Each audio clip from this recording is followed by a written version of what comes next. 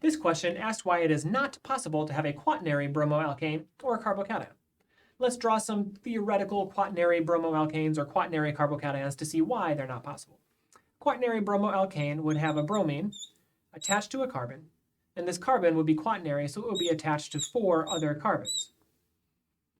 I shudder just looking at that. If we look at this carbon is now making 5 bonds. This is not a valid structure. Carbon can't make 5 bonds. Therefore, we can't have a quaternary bromoalkane because we can't have a bromine attached to a quaternary carbon. We're going to see something similar with a quaternary carbocation. If I have a carbon that is positively charged, for this to be quaternary, it would have to be attached to 4 other carbon atoms.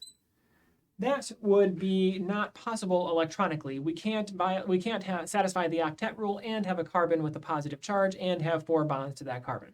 This doesn't work out electronically. This is also not a valid structure. Therefore, it is not possible to have a quaternary bromoalkane or a quaternary carbocation.